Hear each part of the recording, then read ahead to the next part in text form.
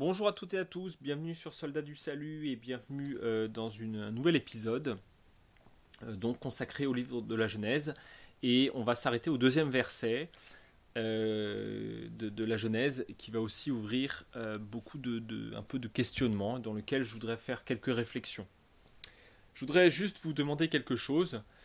Je voudrais vous demander de me faire des retours parce que en fait, très honnêtement, je ne sais pas très bien où je vais avec cette série de vidéos sur la Genèse et je voudrais que vous me fassiez des retours. D'une part, si vous pensez qu'il faut que j'améliore, enfin comment j'améliore, n'hésitez pas à me le dire. Est-ce que vous trouvez que c'est trop long, pas assez détaillé, trop détaillé? Dites-le moi parce que là je suis un peu dans le noir si vous voulez. Je me jette à l'eau mais je ne sais pas très bien comment nager. Donc j'ai vraiment besoin de vos retours et notamment si ça vous aide ou si ça vous sert parce que si ça fait écho à rien du tout, c'est peut-être pas la peine que je perde un peu tout ce temps à faire ça et je pourrais peut-être servir ce temps à faire un peu d'autre chose. Donc vraiment je voudrais vous inciter spécialement à essayer de faire un retour. Essayer de voir un peu s'il y a des choses à améliorer, comment l'améliorer, puis est-ce que ça vous sert, est-ce que vous trouvez ça bien, et que donc ça m'encourage à continuer, ou est-ce que... voilà. Et notamment, si en tout cas j'ai des réflexions dans le sens de continuer, je vous demande vraiment aussi de prier, parce que ça n'a pas l'air comme ça, mais de faire ça, ça demande beaucoup de temps, et sur le long terme, c'est vite compliqué. Alors, on va s'arrêter donc au deuxième verset. Ne vous inquiétez pas, c'est normal qu'au début on prenne beaucoup de temps, un petit peu dans chaque verset. Une fois qu'on aura un peu plus, c'est un peu comme tout, quand on découvre, on s'arrête un peu à chaque chose. Après, au bout d'un moment, on prend de l'habitude, on prend de l'assurance, on a de l'expérience et on va aller un peu plus vite. Et on va prendre des blocs de versets après. Mais je trouve que c'est important, surtout les premiers versets sont vraiment des versets très profonds, très denses, dans lesquels je pense que c'est important qu'on s'arrête.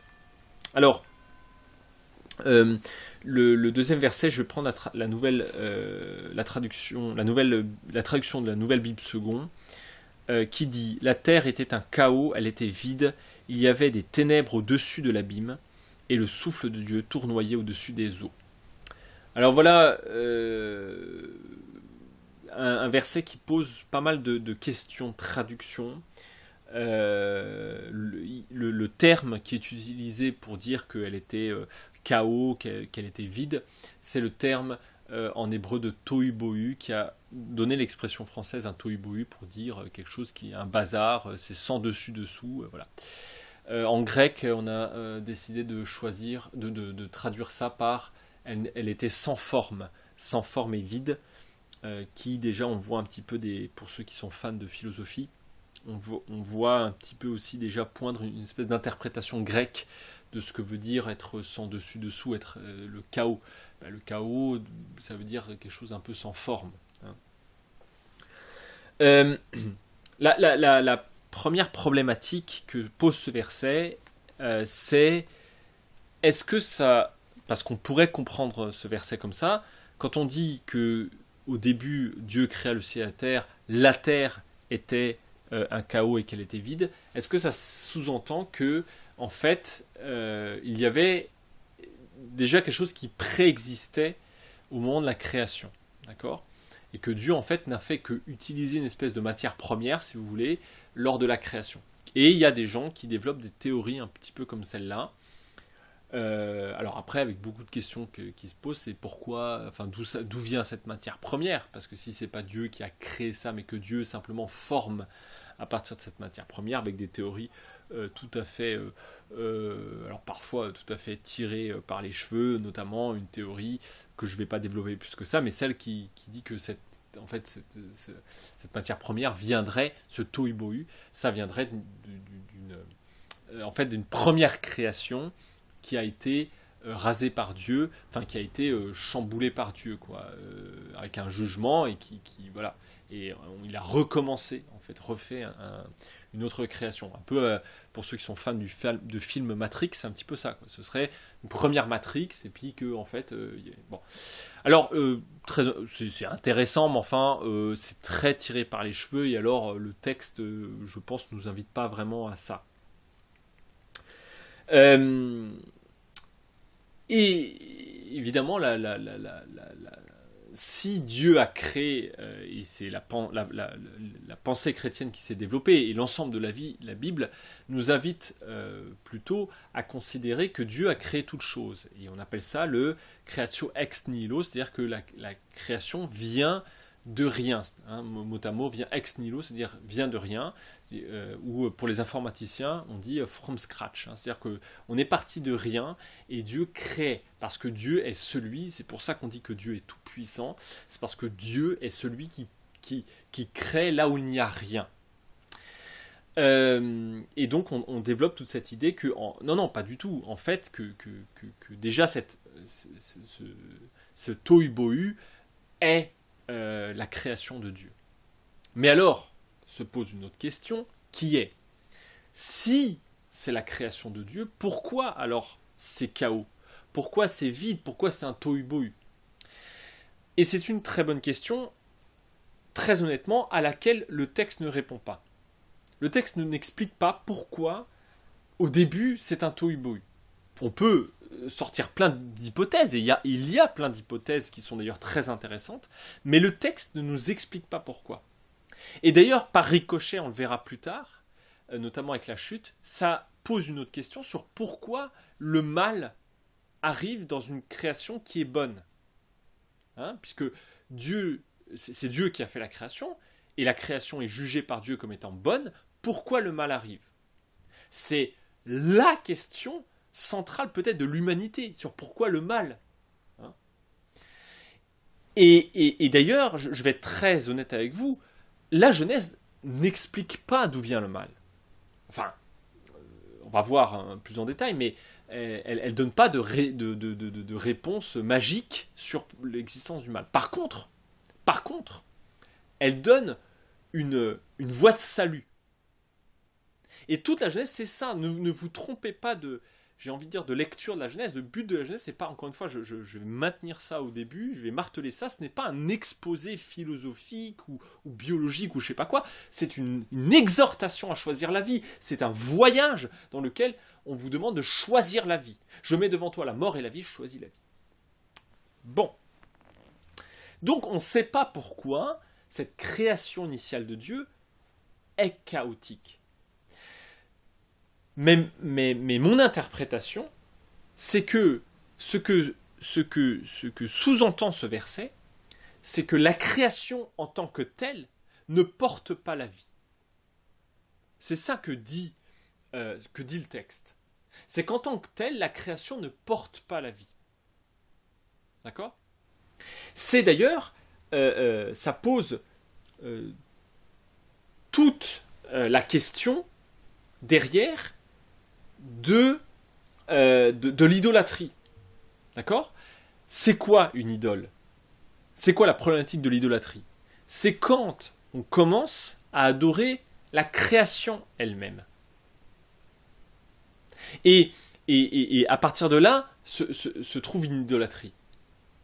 Or, la problématique de l'idolâtrie, c'est pas que ce sont des espèces de démons, d'espèces de demi-divinités négatives qui, ceci, cela. Non, pas du tout. Pas du tout. C'est pas ça. La problématique des idoles, c'est qu'elles sont du vent. Elles n'existent pas. Elles ne peuvent pas porter la vie. Et tout l'enseignement de la Bible, c'est dire ça. C'est dire, mais si vous ne vous tournez pas vers Dieu, tout autre que Dieu ne peut pas vous donner la vie. Parce que toute autre chose que Dieu est tohu-bohu, est vide, est chaos, y compris vous-même. Vous ne portez pas en vous-même la vie. Au fond de vous, il n'y a que chaos et ténèbres. Vous n'êtes que chaos et ténèbres en dehors de Dieu. C'est ça, si vous voulez, le message biblique. D'ailleurs, dans les grandes théories, si vous voulez, dans les grands mythes de création, il y a souvent des espèces de combats initiaux entre un dieu et un autre dieu, ou alors entre le bien et le mal. Hein, espèce de, on appelle ça des concepts manichéens. Vous avez des grandes batailles entre le bien et le mal. Mais la Genèse n'explique absolument pas ça. Il n'y a pas de grand combat entre Dieu et Satan ou je sais pas quoi. Il y a, alors, si, mais on va y venir, il y a la question du mal, mais il n'y a pas de principe du bien et de principe du mal dans la Bible qui serait en confrontation. Mais pas du tout. Il y a Dieu, le Créateur, sa création et une rébellion. Et c'est ça le péché. Le péché, c'est pas le principe du mal dans son concept philosophique. Le péché, c'est la rébellion contre Dieu. C'est la création qui se détourne de Dieu et qui donc conduit au chaos. Parce que la création elle-même n'est que ténèbres et chaos. C'est pas qu'elle est mauvaise, vous comprenez, c'est ça que dit la Genèse. C'est pas que la création est mauvaise en soi, mais sans Dieu, elle est chaos. Et c'est ça à laquelle nous invite la Bible. Donc encore une fois, les idoles, par exemple, ne sont pas en tant que telles dangereuses. Elles ne sont dangereuses que parce qu'elles nous détournent de celui qui est la source de toute vie. Et donc, l'idolâtrie, c'est une fidélité à l'absence de vie. Puisque l'idolâtrie, que ça soit, je sais pas moi, les étoiles, la lune, l'argent, la réussite sociale, l'ego, ou je sais pas quoi, toutes ces choses-là ne sont que créations, et donc elles sont tohu-bohu. Et donc elles ne peuvent pas donner la vie. Et donc c'est une loyauté à une absence de vie, à l'abysse. Hein, comme ici, hein, les ténèbres étaient au-dessus de l'abysse. Pourquoi ? Parce que Dieu est la source de toute vie. Le personnage central de toute la Genèse, j'ai presque envie de dire, vous allez voir, c'est même pas Dieu. Le personnage central de la Genèse, c'est la parole de Dieu. Alors bien sûr, le concept de Trinité fait que Dieu ne peut pas être séparé de sa parole. Et c'est tout à fait exact. Mais j'ai envie de dire, l'élément central de la Genèse, c'est la parole de Dieu. Pourquoi ? Parce que c'est la parole de Dieu qui soutient toute la création et qui donne vie à toute la création. Et ça, c'est très important à comprendre. La création ne peut pas exister en tant que telle. Si vous voulez, d'un certain point de vue, la parole de Dieu, c'est comme le squelette de la création. Si vous enlevez le squelette, on n'est qu'un amas de chair qui tombe par terre. Ouais. On ne peut être que tohu-bohu. On a besoin d'un squelette, parce que ce squelette est la parole de Dieu. Et pourquoi c'est très important ? Parce que à aucun moment, la Genèse est un exposé philosophique d'un concept sur Dieu. On n'est pas là en train de vous dire « Ah, voilà, Dieu est en fait au-dessus de toute chose, etc. » Ça, c'est simplement c'est des créations humaines. Ça, c'est simplement des fantasmes humains sur Dieu. Que Dieu serait au-dessus de tout machin, etc., etc. Qui d'ailleurs, souvent, sont des grands... cachent en réalité des espèces de vanité du type en fait je suis au-dessus de tout le monde. Quand on dit oui mais mon Dieu vous savez il est au-dessus de toutes les religions, etc., c'est pour dire je suis au-dessus de tout le monde, hein, je suis au-dessus de tout ça moi. Ça c'est les plus grands péchés de vanité. Et de toute façon tout ça reste que des concepts sur Dieu, et un concept sur Dieu n'a jamais sauvé qui que ce soit.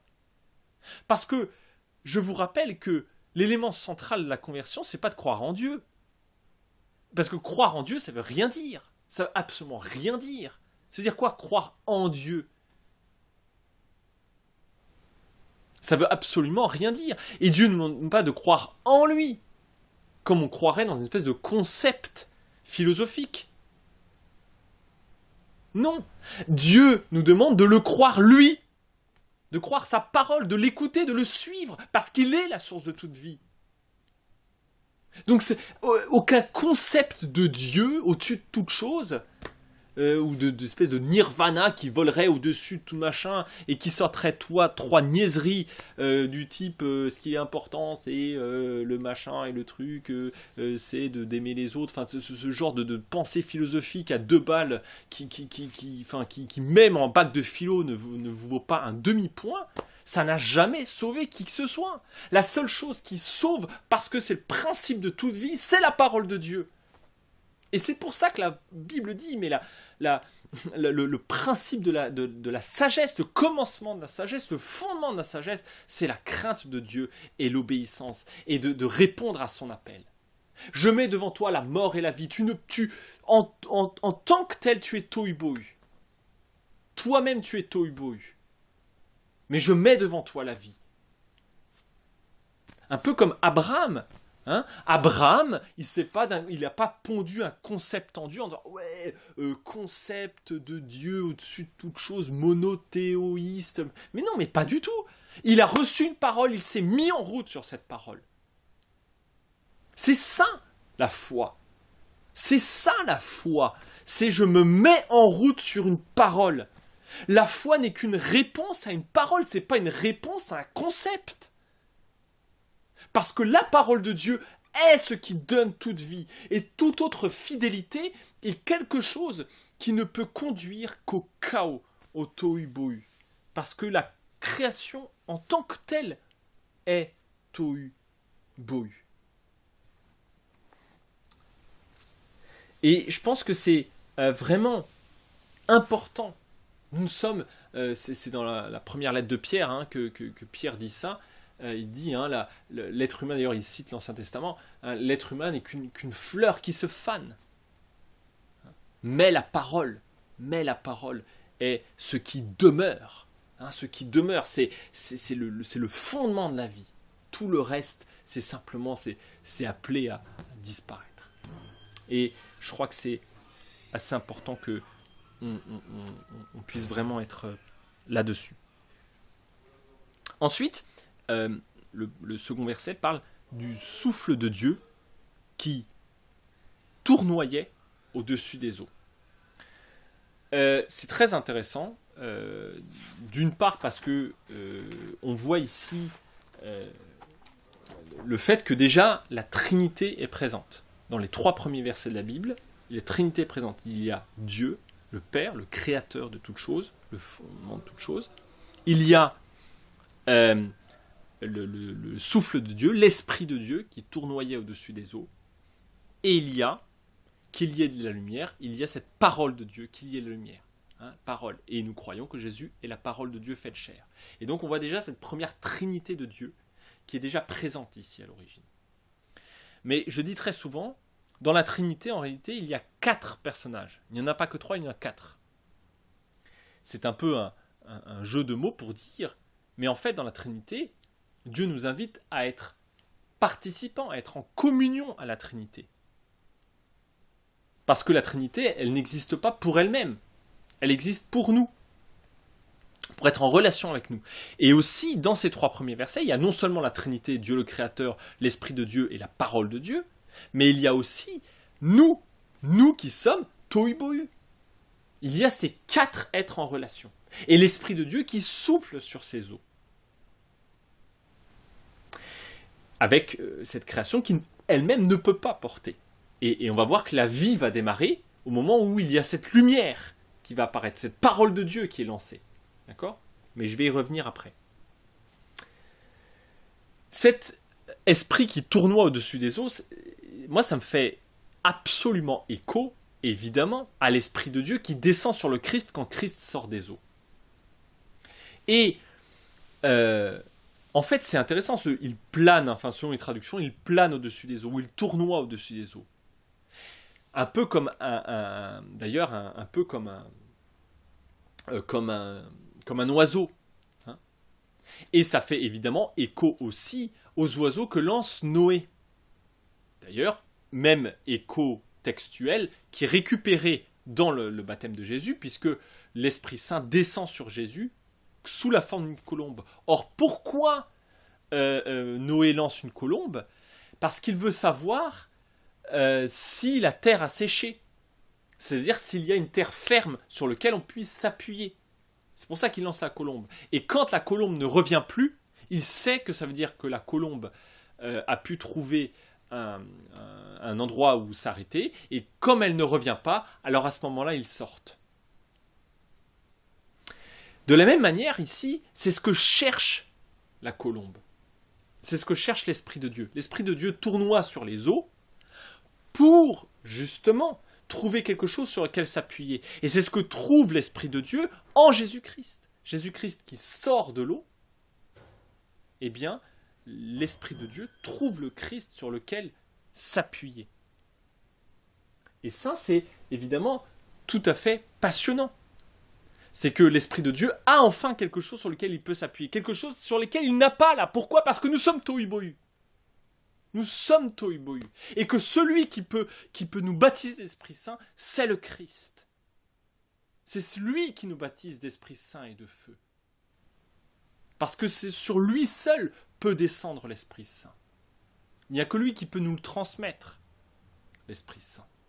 C'est lorsque c'est plus nous qui vivons, mais Christ qui vit en nous, alors l'Esprit Saint peut pas simplement tournoyer au-dessus de nous qui sommes tohu-bohu, mais quand la vie en nous est là, alors l'Esprit Saint peut descendre sur nous.